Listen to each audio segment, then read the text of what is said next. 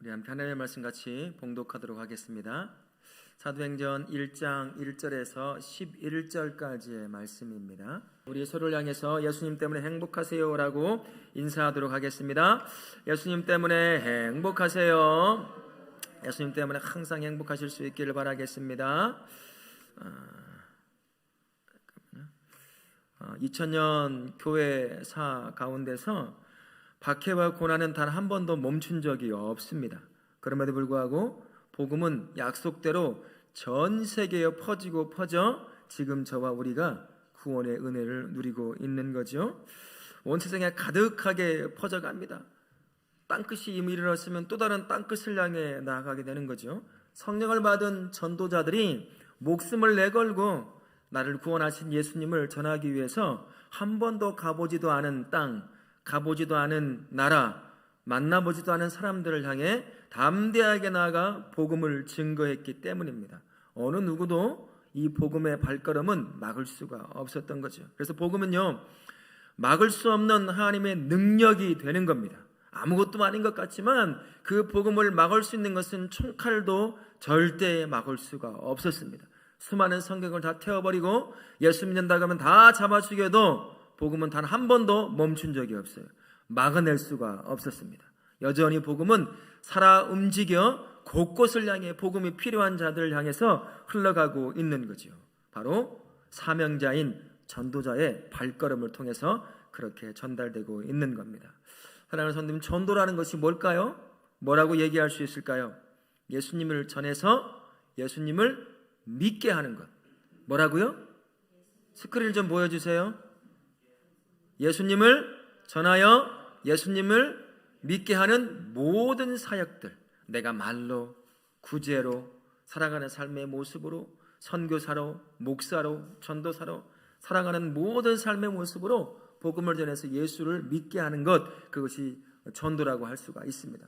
그래서 성도의 사명은 마태복음 28장 18절부터 20절까지 지상 대명령, 지상 명령이라고 하는 것을 따라 사는 것이다 하는 거죠. 성도의 사명은 전도자로 사는 것이 성도의 사명입니다. 세워진 모든 자리에서 전도자로 살아서 복음을 흘려보내는 것, 그게 바로 성도가 살아가야 될 삶의 모습이다 라는 겁니다. 그리고 여러분이 세워져 있는 그 자리가 바로 복음을 전하는 자리예요.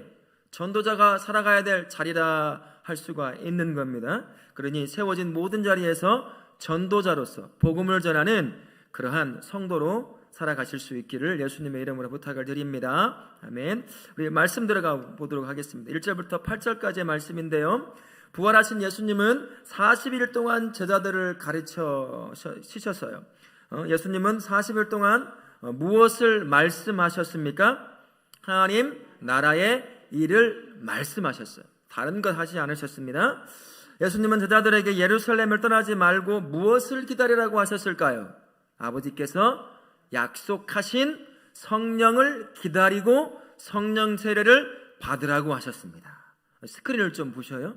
보고 입을 열어서 말을 좀 하세요. 반응이라고 했습니다. 반응.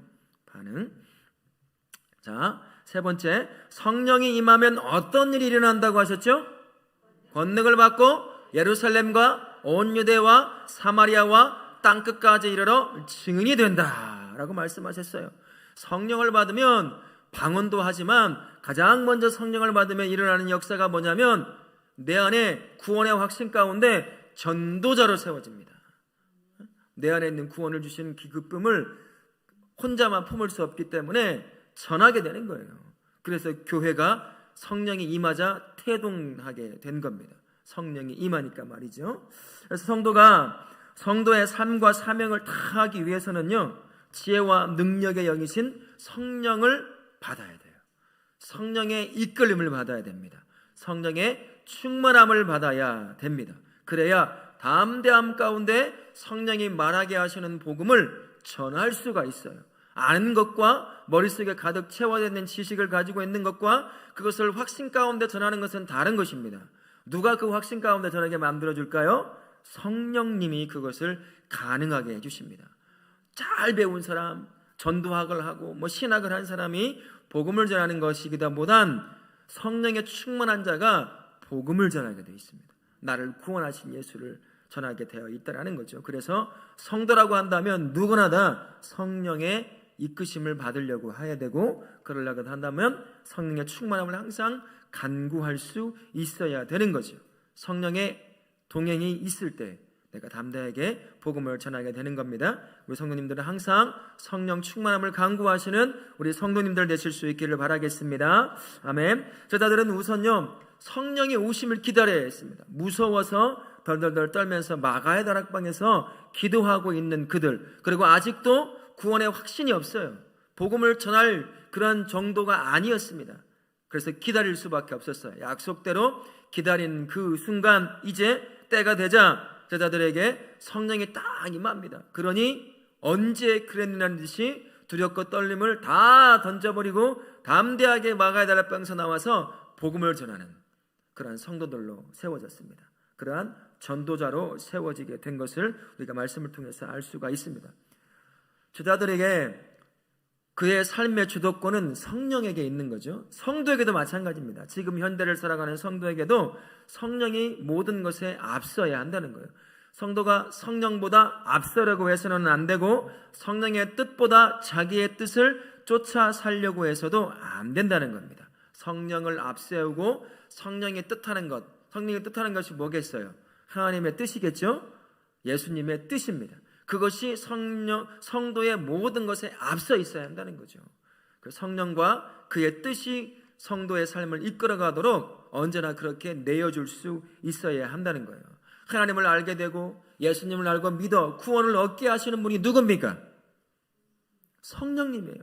내가 그동안 믿어지지 않던 수많은 것들이 어느 날 한순간 이해는 잘 안 돼도 믿어지는 때가 있었어요. 그게 누가 가능하게 했냐면 성령 하나님이 그 마음을 감동시켰기 때문인 것입니다. 내가 예수를 믿어 구원의 감격 가운데 살아갈 수 있는 것은 성령께서 깨닫게 하시고 감동을 통해 경험하게 하셨기 때문에 내가 구원의 감격을 누리고 있는 겁니다. 이제 죄인된 내가 삶의 중심이 아니라 누가 삶의 중심이 되는 거예요? 예수님이 중심이 되고 예수님이 주인 된다는 것을 그제서야 고백하고 알게 되고 예수를 쫓아 살아가게 되는 것이죠. 그래서 하나님께서 언제나 동행하시면서 성도의 눈과 마음이 예수님을 향하도록 항상 성령의 이끌림을 받으려고 애를 써야 한다는 겁니다. 주인 되신 예수님께서 내 삶을 이끌어야 한다는 것을 고백해내야 돼요. 인정할 수 있어야 합니다. 그리고 그분의 뜻에 순종할 수 있어야 돼요. 순종하려면 어떻게 해야 될까요? 그분의 뜻인지 내 욕심인지 분간을 할 수 있어야 돼요. 지혜롭게. 어떻게 분간할 수 있어요? 지혜의 영이신 성령의 도움이 필요합니다. 나는 하나님의 뜻인 줄 알고 살아가지만 알고 보니까 내 욕심일 때가 많거든요. 근데 그것을 분간할 수 있는 지혜를 누가 주시느냐? 성령님이 주신다라는 것입니다. 성도라고 한다면 성령의 뜻을 쫓아 살아가야 되잖아요. 앞세워서 그러려고 한다면 성령이 나의 이 안에 충만함으로 임해서 성령께서 이끄시는 뜻하시는 바를 깨닫고 그것을 쫓아가야 한다는 거죠. 그래서 성령의 충만함을 항상 간구할 수 있어야 합니다. 성도가 가지고 있는 지식과 경험, 그 지혜는요 언제든 욕심을 쫓아가는데 사용될 수가 있어요. 다 경험해 보셨을 겁니다.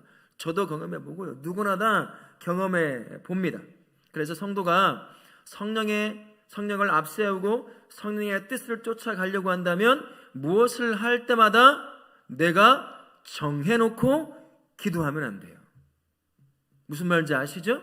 내가 나는 기도 먼저 하겠습니다 라고 하지만 사실은 내가 다 정해놓았어요. 그리고 정해놓은 대로 내가 기도합니다. 그러면 성령의 이끌림을 못 받죠. 누구의 이끌림을 받겠어요? 그러면요 내 욕심의 이끌림을 받을 수밖에 없어요. 나도 모르는 사이에 습관이 되어 있어요. 기도 제목을 다 정해놓고 이대로 주십시오 막 해요.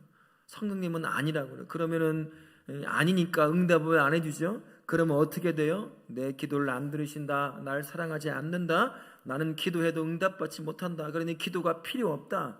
조금만 생각해보면 그게 성령 하나님이 이끄시고 뜻하는 것인지를 알 수 있을 텐데 그게 안 되는 겁니다. 근데 그게 인간의 노력으로는 잘 안 될 때가 많아요. 그러나 성령께서 그것을 깨닫게 해주시는 겁니다. 이 노력이 필요합니다. 다윗이 항상 그랬잖아요. 다윗이요, 영적으로 최고의 걸음을 걸어갈 때는 뭐든지 물어봤어요. 올라갈까요? 내려갈까요? 멈출까요? 갈까요? 할까요? 말까요? 아니 그냥 하면 될 거를 계속 물어봤어요.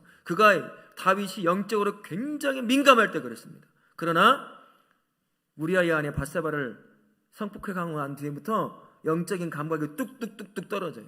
조금씩 떨어지는 것이 아니라 뚝뚝 떨어져요. 그냥. 그러니까 묻질 않아요. 나오는 대로, 생각나는 대로, 감정 이끄는 대로 결정하고 행동하는 거예요. 그러니 때로는 자기 때문에, 범죄 때문에 백성들이 질병으로 하나님의 징계 가운데 죽는 그런 아픔도 겪을 수밖에 없는 겁니다. 성도가 성령의 이끌림과 성령의 뜻을 쫓아가려고 한다면 묻는 수밖에 없어요. 하나님, 어떻게 하면 좋을까요? 이런 문제 앞에 내가 서 있습니다. 어떻게 하면 좋을까요? 어떻게 하면 좋을까요? 그냥 그렇게 물어보는 것 같아요. 저도 그렇게 견뎌나가고 이겨나갈 때가 많이 있었습니다. 그냥 묻는 거죠. 묻는 거예요. 그러면 자연스럽게 그 삶이 이끌어가는 것을 경험하게 됩니다. 우리 사랑하는 성도님, 성령의 이끌림을 받고 성령의 뜻을 쫓아 살기를 원하시는 모든 성도님들, 언제나 기도 가운데 내가 원하는 것 딱 정해놓고 묻지 말고, 하나님 어떻게 하면 되겠습니까? 지금 이 상황에 내가 무슨 걸음을 걷기를 원하고 무엇을 결정하기를 원합니까? 내가 세우는 것 다 내려놓습니다. 이제 하나님께서 인도해 주십시오 라고 묻는 것, 그게 바로 성령의 뜻을 쫓아 사는 성도의 삶이라는 것을 기억하시고, 기도하실 때마다, 삶의 문제 앞에 부딪힐 때마다 꼭 묻고 또 묻는 그러한 성령의 이끌림을 받는 성도의 삶 사실 수 있기를 바라겠습니다. 아멘. 바로 그것이요, 성령의 이끌림을 쫓아 묻고 또 묻는 그 삶이 성도로 하여금 어느 곳으로 인도해 가냐면 성도 자신이 사명을 깨닫도록 이끌어갑니다. 그 사명이 뭐냐면 전도자의 사명을 깨닫게 만드는 거예요. 전도하게 하시려고 건강을 주셔요. 전도하게 하시려고 물질을 주십니다. 전도하게 하시려고 직장 주셔요. 전도하게 하시려고 건강하게 하십니다. 전도하게 하시려고 입을 주셨어요. 뒤에서 속된 말로 뒷담화 까라고 준 입이 아니라는 거죠. 깨닫는 거죠. 성령의 이끌림을 쫓아 살기 시작하면 나의 사명이 뭔지, 내가 왜 이곳에 살아야 하는지, 내가 왜 이곳에서 이것을 해야 하는지를 깨닫는 역사가 일어난 겁니다. 사도들이 그거였어요. 성령이 딱 임하자 숨어서 덜덜덜덜 떨고 있던 그들이 담대하게 목숨을 내걸고 복음을 전하는 전도자로 세워지는 것을 우리가 말씀을 통해 볼 수 있습니다. 마찬가지입니다. 성도도 성령의 이끌림을 쫓아 살기 시작하면 내가 어떻게 해야 될지를, 무엇을 해야 될지를, 무슨 삶을 살아야 될지를 알게 된다라는 것입니다. 성도가 누리는 구원의 감격은요, 나로 하여금 다른 사람을 바라보는 눈을 만들어내요. 내 가족을 바라보는 눈을 만듭니다. 내 이웃을 바라보는 눈을 만들고, 내가 사랑하고 관심 있는 그 누군가를 바라보는 눈을 바꿔내요. 어떻게 바꿔낼까요? 내가 누리고 있는 이 구원의 감격을 전달하고 싶은 사람, 이 사람도, 내 가족도, 누구도 예수를 믿어 내가 누리고 있는 구원의 감격을 누려야 할 텐데, 이 마음이, 이 눈이 만들어지기 시작하는 거예요. 성령님께서 그것을 자극하십니다. 이 구원의 감격을 혼자 품고 있지 못하게 계속 마음에 자극을 주는 거예요. 거룩한 부담감 가운데 살게 만들어요. 나만 이 구원의 은혜를 누리면 안 되는데, 내 가족, 내 자녀, 내 남편, 내 아내 이렇게 살다가는 영원한 죽음으로 갈 수밖에 없을 텐데 내가 이러고 있을 수가 없지 라고 하는 갈급함, 답답함, 복음을 전하는데도 듣지 않고 쫓아오지 않는 자녀와 남편과 아내, 부모의 모습을 보면서 가슴을 칠 수밖에 없는 거예요. 어떻게 하면 될까? 이대로 끝나면 나는 영원한 하늘나라에 들어가지만 내 자식과 내 남편과 내 아내와 내 부모는 어떻게 될까? 이 안에 끌어오르는 답답함으로 가만히 있지 못하는 거예요. 성령이 그것을 자극하는 것입니다. 너만 구원의 은혜를 누리는 것이 아니다. 네 입을 통해, 네 삶을 통해 복음을 전하는 거다라고 이렇게 자극을 하신다라는 것입니다. 그 성령께서 우리 마음을 통해 그렇게 내가 전도자로 부름받은 사람이라는 것을 깨닫게 만드는 거예요. 그러면 내가 전도자로 살려면 어떻게 해야 될까요? 내가 먼저 구원의 감격을 계속 누려야 됩니다. 구원의 감격 놓치면 나 복음 못 전해요. 목사 사역 못합니다. 이 재미도 없는 걸 뭐하러 해요? 즐겁지도 않은 걸 뭐하러 합니까? 행복하지도 않아요? 예수 믿는 게 고역이야. 죽는 것보다 더 힘들어. 누가 예수를 전하겠어요? 너 예수 한번 믿어볼래? 아마 죽을 맛일 거다. 이렇게 전하겠어요? 왜 예수를 전합니까? 내 아들이 왜 예수를 믿어야 되죠?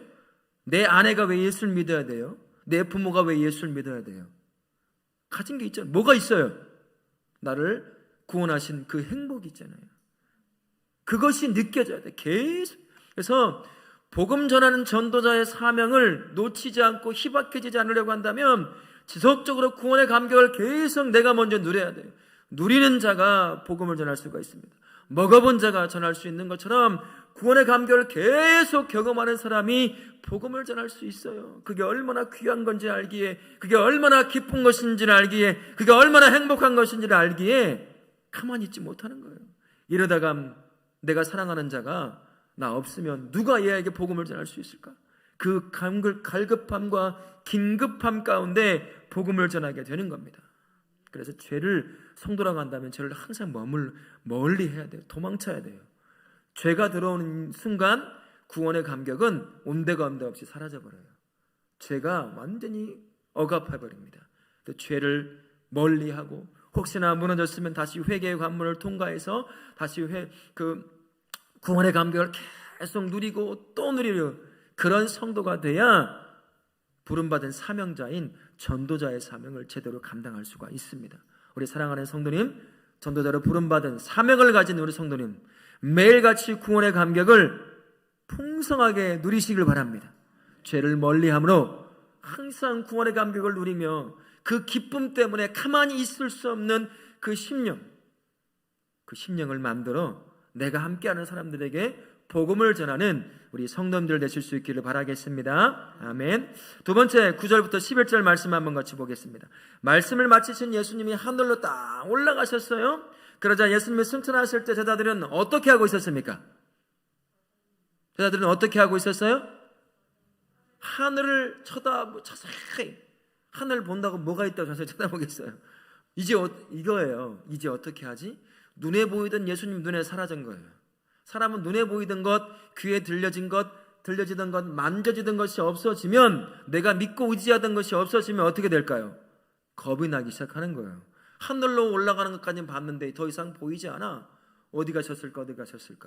겁먹은 거예요. 그래서 도망쳐가지고 마가다락방에 숨어 있는 거예요. 지금 예수님 오신다고 하셨으니 그때까지 숨어 있자. 곧 오시겠지. 곧 오신다고 하셨으니까 그렇게 되는 거예요. 그러자 흰옷 입은 두 사람이 제자들에게 나타나서 승천하신 예수님에 대해 뭐라고 알려주는 내용이죠? 하늘로 올려지신 이 예수는 뭐라고요? 하늘로 가심을 본 그대로 오신다고 하셨어요. 믿으십니까? 여러분이 살아있을 때 예수님이 딱 오시면요, 모든 사람이 보게 오실 겁니다. 단 한 명도 나 예수님 못 봤다고 말 못할 거예요. 그때는 그렇게 오신다고 하셨어요. 번개 치듯 오셔서 모든 사람이 보게 간대로 오신다라고 말씀을 하십니다. 모든 성도는 반드시 예수님을 만나게 되어 있어요. 무슨 말일까요? 그 만날 날을 준비해야 합니다. 아이고, 아직도 50인데 뭐 100세 시대에 50년이나 더 남았는데 아니에요. 우리 장로님들 하루하루 어떻게 가죠? 훅 가죠. 그냥 훅 가요. 훅 가. 벌써 수요일이에요. 주일날 엊그제인데 어제일 것 같은데 훅훅 갑니다. 이제 50이니까 조금 느리게 가는 것 같죠? 60되면 조금 빨리 가는 것 같죠? 70 가면 빨리 가죠. 80 가면 이제 언제 갔냐? 금방 가버렸네. 그러다가 하나님 만나는 겁니다. 내가 살아있을 때 오셨을 때 만날 수도 있고 내 몸에 생명을 다해 주가 하늘나라에 들어가 만날 수도 있어요. 성도는 항상 준비되어 있어야 돼요. 예수님을 만날 준비가 되어 있어야 됩니다. 그 준비가 뭐냐면 전도자로 살아가는 거예요. 내가 살아가는 삶 자체가 그냥 있는 그대로 주어진 삶의 현장에서 전도자로 잘 살아가면 그게 바로 준비하는 삶이 되는 겁니다. 우리 사랑하는 다울학교 모든 성도님들은 저와 함께 예수님을 만날 그 날을 항상 준비하시는 우리 성도님들 되실 수 있기를 바라겠습니다. 아멘. 승천하신 예수님은요, 우리를 완전히 떠나시지 않았어요. 눈에 보이지 않는다고 떠나시는 분이 아니에요. 영이신 하나님께서 성령 하나님을 통해서 동행하십니다. 그리고 동시에 하늘나라 하나님 우편에 앉아서 우리를 통치하셔요. 우리가 죄 가운데 무너지면 그 옆에서 우리를 위해서 중보하고 계시는 분, 그분이 바로 우리 예수님이십니다. 그리고 성령을 통해서 지금도 여전히 우리와 동행하시면서 우리의 삶을 인도해 가십니다. 그래서 예수님이 다시 오신다는 약속이라고 하는 것은 특별한 성도에게 의미가 있는 것이다 라는 것입니다. 예수님은 성도의 모든 삶에 언제나 동행하십니다. 그 방법이 뭐라고 말씀을 드렸어요? 누구를 통해 동행하실까요? 성령님을 통해 동행하십니다. 그래서 예수님께서 마태복음 28장 20절을 통해서 이렇게 약속하듯 말씀하신 거예요. 볼지어다, 같이 읽습니다. 시작. 볼지어다 내가 세상 끝날까지 너희와 항상 함께 있으리라. 어떻게 항상 함께 있느냐? 성령 하나님을 통해서 함께 하셔요. 그래서 예수님이 있는 그곳에 누가 있을까요? 그러면 성령님이 있는 그곳에 또 누가 있어요?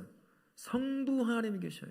성령님과 동행하는 인생은 성부, 성자, 성령 삼위의 하나님과 동행하는 삶을 사는 거예요.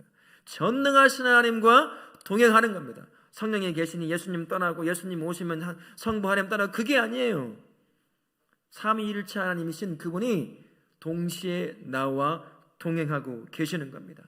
그게 성도가 살아가는 삶의 현장이에요. 그래서 예수님께서 요한복음 14장 16절부터 18절까지를 통해서 우리에게 이렇게 말씀하셨어요. 같이 한번 읽겠습니다. 시작. 내가 아버지께 구하겠으니 그가 또 다른 보혜사를 너희에게 주사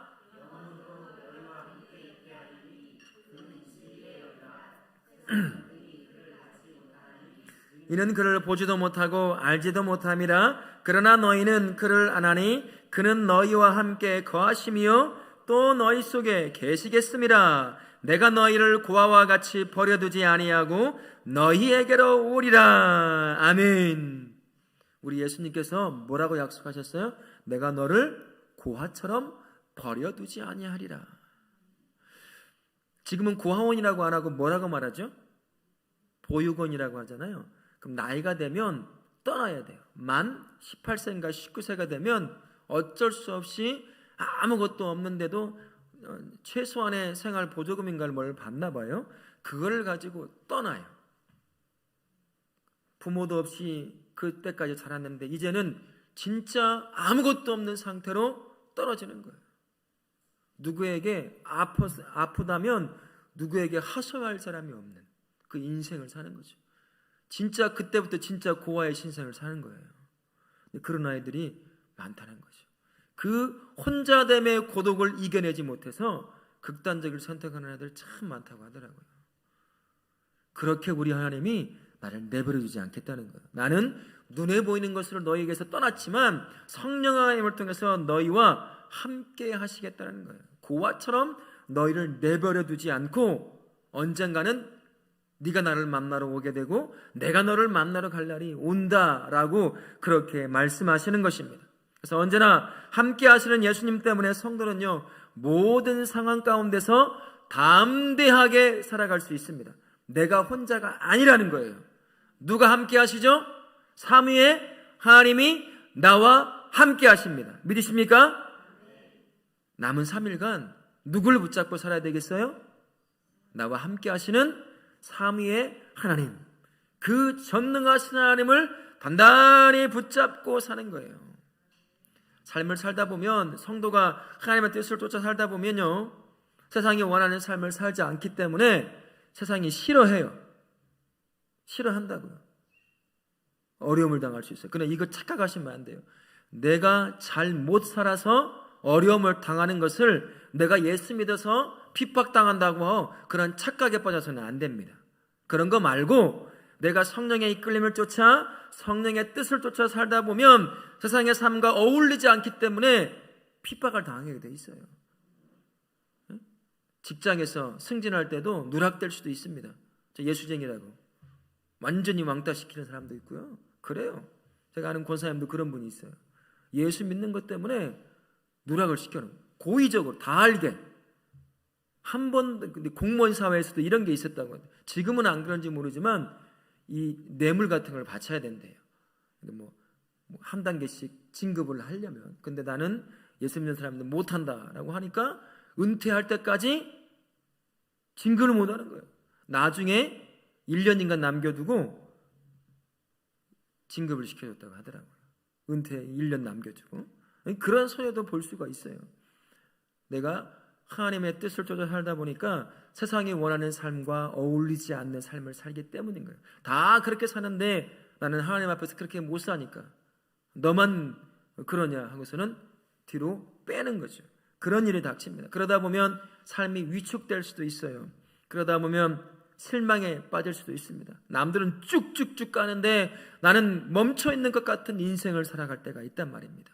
그러면 남들처럼 눈 찔끔 감고 그냥 그렇게 그들처럼 가고 싶은 마음이 이 안에서 불일 듯 일어난다는 거예요. 그러나 이런 상황 가운데 성령과 동행하면 그 욕심이, 그 욕망이 제어가 되는 거죠.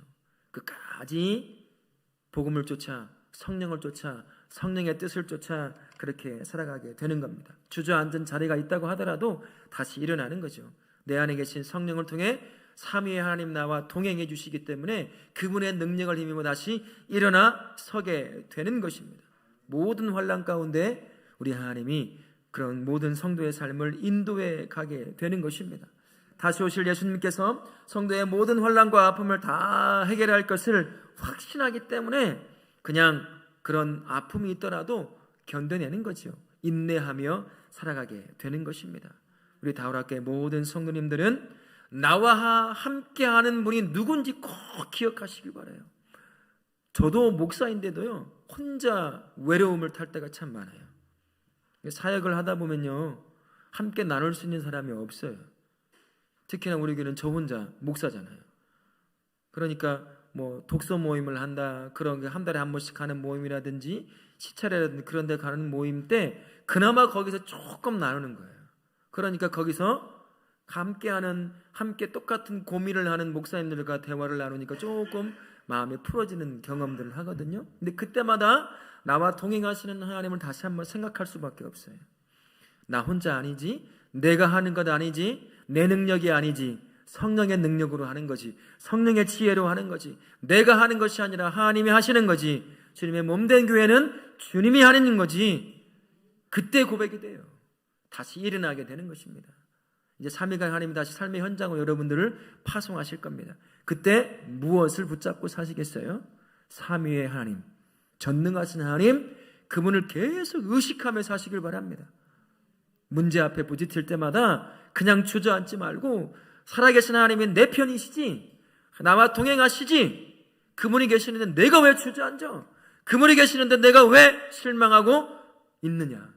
다시 일어나는 겁니다. 그래 하나님이 하시지 라고 일어나심으로 말미암아 남은 여러분의 삶이간의 삶이 삼위의 하나님으로 말미암아 승리하는 삶을 사실 수 있기를 바라겠습니다. 아멘. 성도의 삶의 끝은 단 한 가지입니다. 나를 구원하신 예수님을 만나는 거예요. 그게 성도가 마지막 해야 될 일입니다. 그때까지 잘 견뎌내는 것이 우리의 삶이라고 할 수 있어요. 주어진 그 자리에서 때로는 이런저런 문제 만나죠. 얼마나 어려운 일이 많습니까? 또 그나마 연약한 자라고 한다면 문제 앞에 이리 흔들리고 저리 흔들리고 다 끝난 것처럼 이제 내일 또 그 상황에 맞닥뜨려야 되는데 내가 견뎌낼 수 있을까? 내가 그 사람을 이겨낼 수 있을까? 내가 그 사건을 견뎌낼 수 있을까? 그 상황에 내가 인내하며 참아낼 수 있을까? 그런 상황에 놓이게 될 거예요.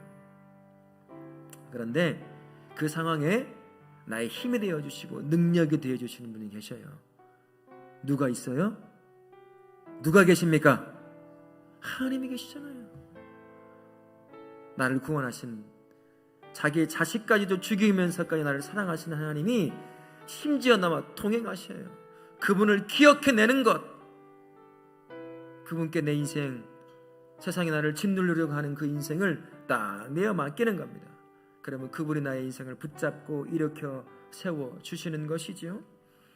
그럴 때 끝까지 믿음을 지키고 예수님을 만날 날을 우리가 인내로 견뎌낼 수 있습니다. 우리 모든 성도님들은 성령과 성령을 통해 삼위의 하나님과 동행하시는 그 삶을 통해서 내일 또 만나게 될 수많은 삶의 문제들 앞에 당당하게 맞서실 수 있는 우리 성도님을 되실 수 있기 바랍니다. 그 삶의 현장이 어떤 자리입니까? 복음을 전하는 자리, 나의 사명을 다하는 자리입니다. 목사가 되지 않아도 돼요. 선교사가 되지 않아도 됩니다. 나에게 맡겨진 삶의 사역들을 최선을 다해서 정직함 가운데 하나님 앞에 성령과 동행하며 살아내면 바로 그것이 전도자의 삶이 되는 것입니다. 그 삶을 통해서 나를 구원하신 그 구원의 감격, 그 기쁨을 나만 누리는 것이 아니라 함께하는 자들에게 흘려보내므로 말미암아 또 다른 누군가를 구원 가운데 큰 기쁨 가운데 살게 만드는 복된 성도의 삶을 사실 수 있기를 예수님의 이름으로 축원합니다. 아멘.